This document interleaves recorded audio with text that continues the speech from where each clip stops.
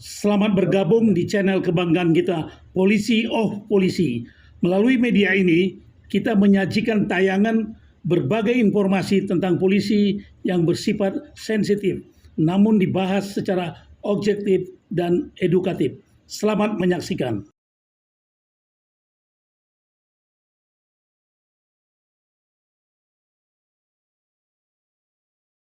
Assalamualaikum warahmatullahi wabarakatuh. Waalaikumsalam warahmatullahi wabarakatuh.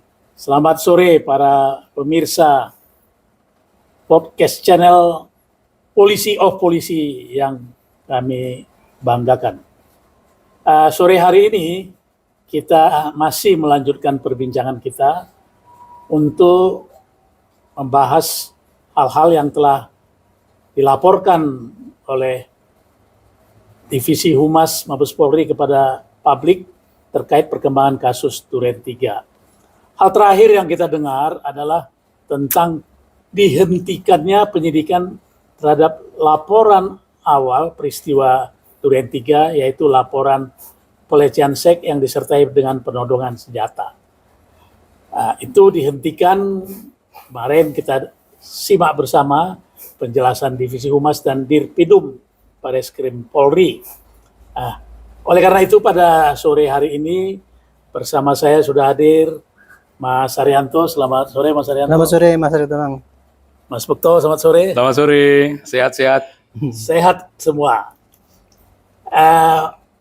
Saya mohon pendapat dari rekan-rekan saya ini. Kira-kira apa alasan penyidik menghentikan 2 laporan? Walaupun kita tahu bahwa dinyatakan oleh Bapak Kapolri beberapa waktu yang lalu tidak ada peristiwa tembak-menembak di situ. Tapi ini kan berbeda. Ini ada laporan pelecehan seks disertai ancaman dengan todongan senjata. Gimana Mas Arya? Baik, saya tidak menjawab apa alasan penyidik ya. Tetapi saya akan menguraikan atau menjelaskan bagaimana kasus itu dihentikan. Kalau tidak salah, mengenai pelecehan seksual dan kemudian percobaan penodongan itu dilaporkan dengan laporan polisi yang dibuat sejak tanggal 9 Juli. Yaitu di bawah skenario-nya Pak Sambo itu. Itu sudah ada LP mengenai percobaan pelecehan, penodongan yang dilakukan oleh Brigadir Yosua. Kemudian Brigadir Yosuanya itu ibunya teriak keluar, kemudian panik, tembak menembak dengan Baradae. Dia kena berapa tembakan, akhirnya dia meninggal lah. Nah, disitulah muncul adanya laporan pelecehan seksual itu dan penodongan. Itu dasarnya kan. Tapi kemudian kan kasus itu tidak diproses itu. Lama banget nggak diproses. Akhirnya dibentuk tim khusus itu ya. Dan tim khusus kemudian mulai penyidikannya baru tanggal 18 dengan LP yang dibuat oleh dari pihak korban, di mana LP itu bunyinya tidak ada pelecehan itu, dia menyangkal itu kan. LP-nya itu hanya bunyi anaknya dianiaya, ditembak, bahkan direncanakan, HP-nya disita hilang, HP-nya diretas. Kira-kira itu yang dilaporkan oleh pihak korban, yang itu dijadikan dasar tim khusus untuk melakukan penyidikan itu. Nah, kemudian kemarin kan diumumkan ya, setelah periksa 50 saksi dan sebagainya, akhirnya Bareskrim dalam hal ini yang dilakukan oleh tim khusus itu menghentikan laporan pelecehan dan penodongan itu.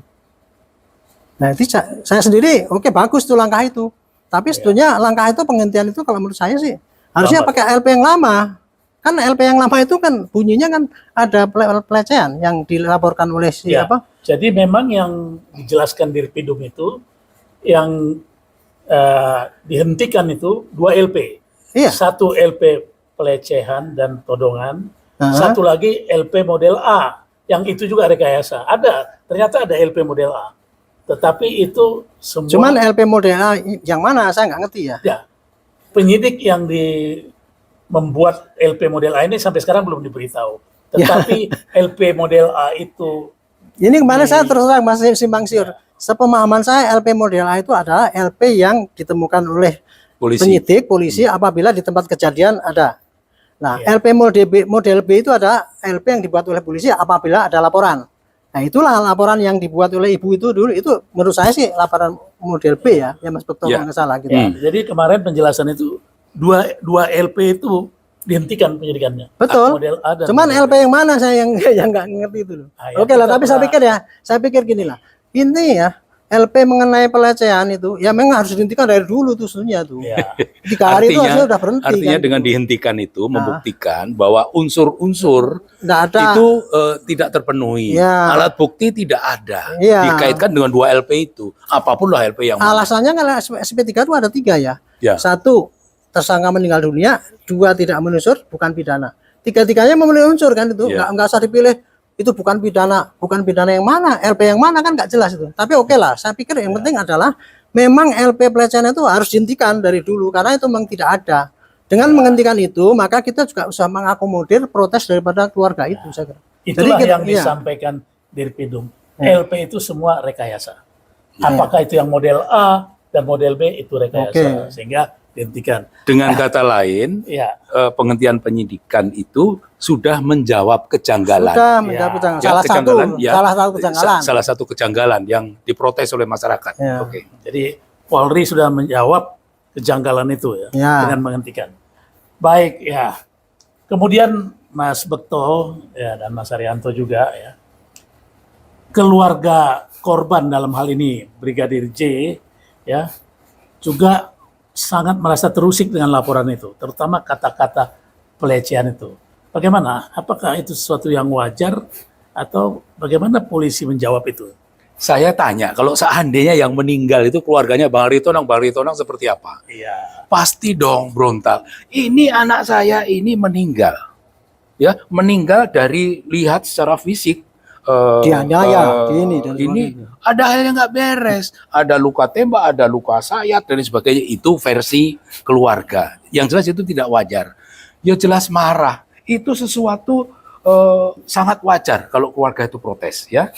Dan sudah terjawab bahwa dihentikan penyidikan ini penetapan tersangka terhadap anaknya yaitu Brigadir Yosua itu tidak benar, kan begitu. Dan yang berikutnya adalah keluarga itu berhak untuk protes, bahkan kalau mau menuntut polisi, kenapa kok anak saya yang sudah dibunuh kenapa dijadikan tersangka meskipun sudah dihentikan, tapi dia berhak untuk menuntut seperti ganti rugi yang diatur dalam KUHP, dia berhak itu.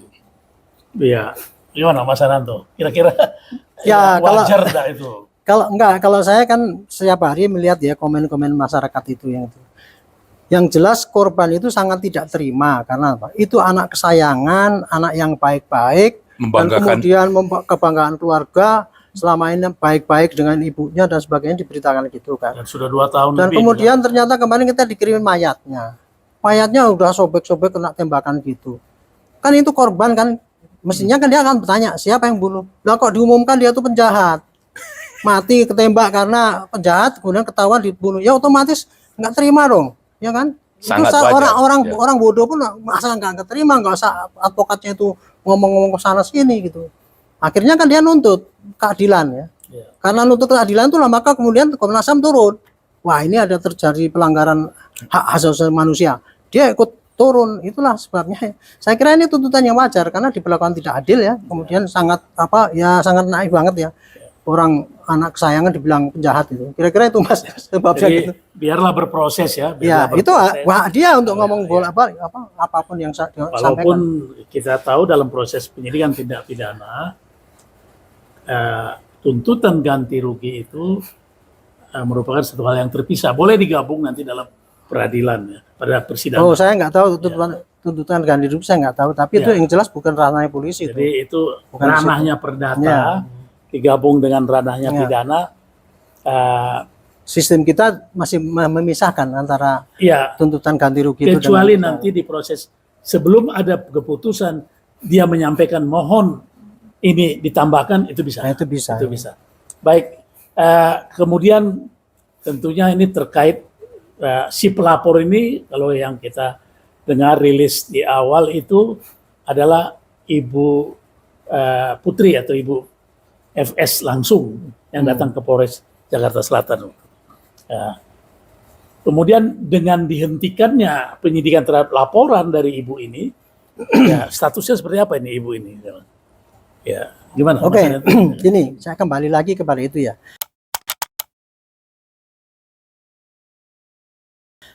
Itu Ibu FS itu kan dulu kan melaporkan bahwa dirinya dilecehkan, kira-kira gitu ya. Ya. Katanya pakai LP. Kita kan nggak ngerti itu LP-nya ada apa tidak. Karena selama ini kan kita cuma dengar rilis daripada Bapak Karopenmas yang nggak ngerti apa-apa itu kan. Ya. Ya kan dia kan ngomong bahwa ini udah gini-gini, tapi nggak menjelaskan LP nomor sekian dan kemudian diperiksa ibu itu ngakunya begini-begini kan enggak, kita nggak ngerti. Nah di sini saya ya hanya Itu bertanya-tanya. berbeda waktunya, Mas.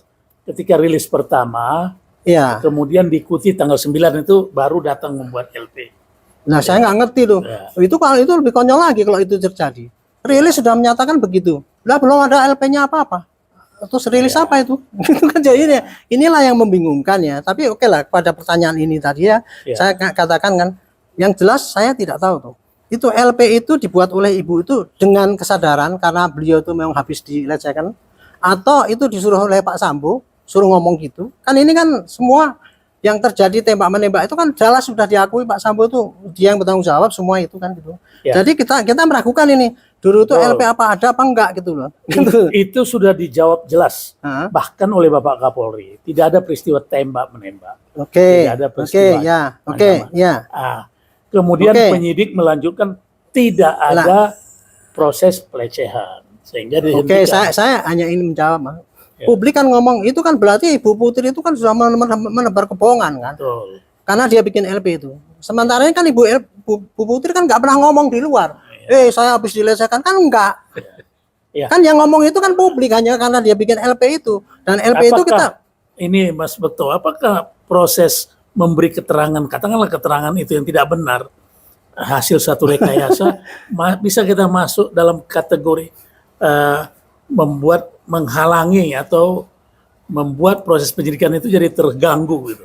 Yang pertama, kita ini mantan polisi, kita Iya. paham ya. Sedangkan sampai sekarang Komnas HAM, LPSK aja belum bisa untuk bicara sama ibu Nah, itu. iya. Bagaimana Makanya ibu itu bisa membuat laporan di Polres Jakarta Selatan? Itu yang pertama. menyebarkan berita bohong tadi kan yang Ya. disebutkan oleh Ya, publik kan. jadi itu perlu dicek, Ya. ya, oleh penyidik perlu dicek. Ini yang buat laporan ini siapa? Ya. Yang kedua, ada pasal-pasal KUHP yang mengatur, ya, Ya. tentang berita bohong, tentang membuat laporan palsu. Ini diatur loh. Kalau membuat laporan yang sebenarnya tidak ada, Ya. itu ada pasalnya 220 KUHP. Ya, Ya, kalau menyuruh misalnya ya tidak membuat laporan tapi ada yang menyuruh seolah-olah ada laporan, itu juga ada pasal pidananya 317 KUHP. Ya, lu kan begitu. Ya. Ancamannya ini 4 tahun ini, ya. Ya. Kemudian berita bohong itu jelas terjadi di Undang-Undang ITE kan gitu. Itu diatur semua. Apalagi Dirpidum dalam rilis sudah menyatakan mereka itu dikategorikan pada obstruction of justice. Ya, Ya, itu kata Dirpidum ya. Artinya kalau sudah disimpulkan harus ada tindak lanjutnya kan. ya. Sudah jelas menghalangi. maksudnya siapa Mas yang Mas Dirpidum sebutkan? menyimpulkan Siapa yang obstruction of justice? yang melaporkan pelecehan seks itu tadi. Jadi ini dihentikan, kemudian tidak ada perbuatan itu. Datang wartawan nanya, bagaimana sikap penyidik terhadap mereka itu? Dijawablah oleh Dirpidum, mereka kita kategorikan obstruction of justice. Saya nggak setuju dengan itu. Ya. Kalau saya pribadi ya. Kalau itu konstruksinya nggak setuju saya.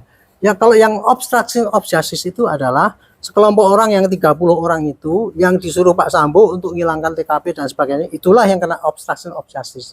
Ya. Tapi kalau ibu itu yang dikabarkan melaporkan itu saya bukan masuk dalam, dia kan nggak ngikut menghilangkan TKP tembak menembak itu. Sebentar, Mas. Nah, Kalau benar ya. ibu itu yang melapor ke Polres Jakarta Selatan seolah-olah terjadi pelecehan seksual, Ya. dia masuk. Kalau dia tahu ya, Ya, kalau dia tahu ya. dan dia sengaja Tapi gitu. kalau dia nggak ngerti apa-apa, seolah-olah dia membuat laporan, itu Nah, dia itu sama sekali makanya nggak itu ada. kita nggak mesti pernah tanya. ya, sama Loh, sekali kita nggak ya. ngerti itu kita sudah atau belum meragukan gitu. itu adanya laporan itu. Tentunya pihak penyidik sudah punya data lah itu sampai Ya. menyimpulkan itu. Tapi Cuman penyidik itu nggak pernah ngomong Mas, jadi kita nggak ngerti datanya apa, jadi kita bingung kan. ya, Itu ketika ya. dikejar lagi oleh wartawan, tutup sudah rilis itu. Beliau jalan Ya. waktu itu yang saya ikuti. Kalau saya sini ya Mas, saya hanya ingin Ya. menegaskan ya. Oke lah kita itu ibu itu kan ya udah bisa lah katakanlah dalam dikutuk lah karena dia bikin gitu. Padahal kan dia belum tentu berbuat gitu. Belum tentu. Iya kan, ya. belum tentu gitu. Ini yang berbuat kan Pak Sambonya. Sudah Ibunya kena juga sudah gitu. menderita akibat hukuman Iya sosial gitu, lah itu ya. ya harus kita Diperbincangkan di kita hargai masyarakat. juga haknya gitu lah gitu. Jadi Ya. Nah, oleh karena itu supaya ini bisa masuk ke pasal yang Mas Bekto sampaikan tadi, perlu dibuktikan pergi sendiri nggak ibu itu atau dia hanya rekayasa lagi itu gimana Itu ya? yang harus dibuktikan, Bang. Iya. Siapa yang buat laporan ini siapa? Atas perintah siapa? Yang tanda tangan siapa? Itu kan menjadi bukti. Ini kan sumber kekacauan, merupakan ya, salah itulah, satu itu kesimpang sumber siuran itu. kekacauan ya. Kemudian sekali lagi saya sampaikan bahwa kecil kemungkinan ya istri FS itu datang sendiri ke Polres membuat laporan, itu kecil kemungkinan. Mungkin tanda tangannya ada, belum tentu itu tanda tangan dia juga. Iya. Kan gitu ya. Polisi harus menjelaskan masalah ini. Itu ya yang ingin saya sampaikan. Ya. Jadi kalau begitu nanti kita tunggu hasilnya. Ya, Apakah dimungkinkan ini si ibu Nyonya FS ini nanti jadi tersangka kalau begitu? ya jawabannya maybe yes, maybe no. Gitu aja. Ya tergantung daripada Namanya apa yang kemungkinan ya. apa yang tergantung gini. Klarifikasi apa yang dikerjakan oleh ibu itu. Ya. Kalau itu jelas, ya itu bisa pidana. Tapi kalau tidak, hanya berita-berita yang mengatakan dia nyebar bohong, ya nggak bisa dong diajarkan. Jawabannya gitu Mas. Jadi nggak usah kita Tergantung hasil pusing-pusing. penyidikan. Tergantung dari hasil penyidikan. Oke, kita sependapat itu ya. Ya. Jadi kita percayakan kepada proses penyidikan dan kita jangan terlalu cepat Menyimpulkan sendiri. menyimpulkan sendiri, Menjustice, gitu lah. menjustice, seolah-olah dia sudah tersangka dan sebagainya. Baik. Oleh karena itu, ya karena ini ramai diperguncingkan masyarakat, masih sangat ramai, masih menjadi tren topik ya, trending topik di masyarakat. Apa saran kita kepada masyarakat nih? Mas Bekto dulu lah. Tanpa diminta masyarakat itu ya tanpa kita memberi saran ini masyarakat akan mengikuti terus perkembangan penyidikan ini, Bang. Ya. Ya. Ya. Yang kedua, masyarakat tetap punya hak untuk mengkritisi ya apa yang sudah polisi lakukan, apa yang sedang polisi lakukan. Ini polisi profesional atau enggak? Jangan bikin hal yang tidak masuk akal. Kan gitu, ya. Meskipun harus disadari bahwa tidak semua informasi yang beredar melalui medsos dan sebagainya, meskipun itu menyenangkan itu pasti benar. Ya. Itu yang harus disadari karena banyak sekali kita tahu banyak sekali informasi yang beredar itu ternyata palsu, ada kepentingan-kepentingan tertentu. Ya, baik pribadi, kelompok dan sebagainya. Ini banyak dimanfaatkan. Polisi terpuruk, ya ini dimanfaatkan oleh banyak pihak. Ya, jadi masyarakat kita himbau pintar-pintarlah memilah-milah informasi. Jadi singkatnya tuh begini Mas, Ya, mungkin kalau sama, boleh Mas. komentar, saya kan mengamati tiap hari itu ya bagaimana komentar masyarakat. Ini kasus ini sangat bagus sekali untuk digoreng-goreng, gitu kan. Jadi dan itu tidak salah karena apa? Publik itu kalau ada kejanggalan mesti akan tanya. Dia tanya kepada polisi, polisi nggak jawab ya ada tanya pada lain. Gitu. Lain-lain nggak jawab pada rumput yang bergoyang, kan gitu kan. Jadi dia tanya pada yang lain-lain, nah kemudian yang lain-lain itu muncul satu dengan gagasan dia sendiri, dengan teori dia sendiri, dengan apa persepsi dia sendiri yang mungkin kalau dia nggak seneng dengan polisi, ah ini kesempatan ini bikin bonyok polisian sekalian gitu. Gitu jadi ini yang berkisar di masyarakat tuh simpang siur pasti. Nah kewajiban kita lah mencerahkan ya.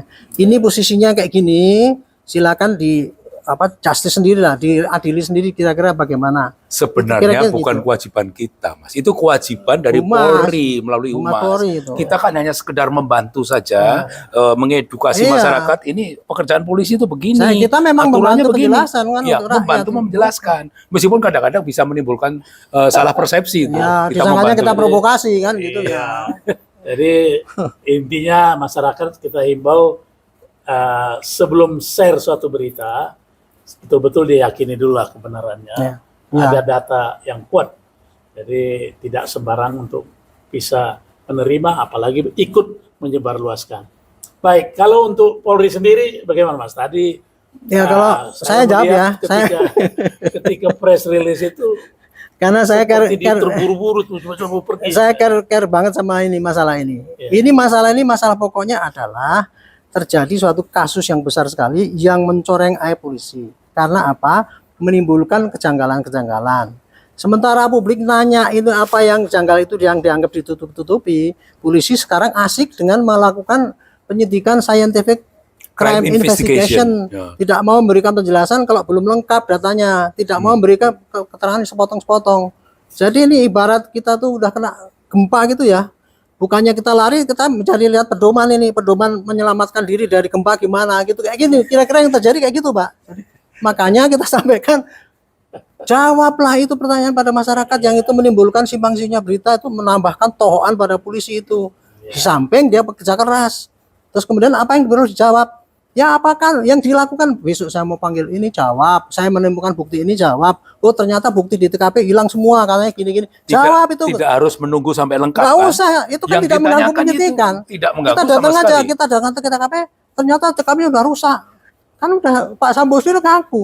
Nah, yang bersangkutan udah ngaku, polisi masih menutup-nutupi nanti di pengadilan. Ya rakyat kan ngantemin polisi terus gitu loh. Dan Jadi mencari sumber yang lain. Yang iya, mau ngomong. nah yang lain itu ngomongnya kan ya sesuai dengan kepentingan dia sendiri kan. Ya. Gitu. Jadi jangan dibiarkan sampai beranak Ya, pinak ini jadi Mas ya, pertanyaan ini. ini gini, medan pertempurannya polisi ini adalah kepada media gitu loh. Jadi dia harus pandai-pandai memanage media. Jadi jangan dibiarkan itu terus berkukuh pada dia ini ya, mau memenangkan pertempuran ini bukan polisi yang bisa menyelesaikan pekerjaan loh, tapi bisa memanage media itu. Begini. Mudah-mudahan ini mau lah. Begini, ini kita kan juga kenal. Ini Bang Aritonang pernah jadi Kadif Humas ini, ya. ya. Ya. Itu kadang-kadang penyidik kan pelit kepada Kadif Humas. Itu kan bingung Kadif Humas itu untuk menjelaskan itu. Ini kan juga harus menjadi bahan introspeksi untuk Polri sendiri. Kenapa kok ini diberikan kepada orang lain, bukan kepada divisi Humas gitu loh? Ya, jadi artinya jangan dibiarkan keingintahuan masyarakat atas satu informasi itu dibiarkan berlarut-larut, sehingga tadi masyarakat mengatakan pergi cari ketemu sumber lain. Ya pasti. Siapa yang bisa pasti. menghalangi itu kan? Nah, kebetulan ada yang gondrong itu, wah bagus kan dia, ini gini ini caranya nembak gini lah kayak gitu kan, akhirnya ditutup-tutupin dibuka oleh sana. Jadi banyak pengarang-pengarang bebas jadinya. Itulah nasib polisi Mas, dikebukin itu tadi sampai. Iya, menarik para pemirsa percakapan kita sore hari ini. Sekali lagi kami bukan menggurui, tapi mudah-mudahan ada manfaatnya bagi masyarakat juga bagi rekan-rekan penyidik. Karena itulah perbincangan yang kami serap terjadi di masyarakat. Kami mencoba mempercakapkan ini agar masyarakat lebih memahami pokok persoalannya dan mudah-mudahan ada manfaatnya. Terima kasih, sampai ketemu pada kesempatan berikutnya. Salam sehat. Assalamualaikum warahmatullahi wabarakatuh. Terima kasih.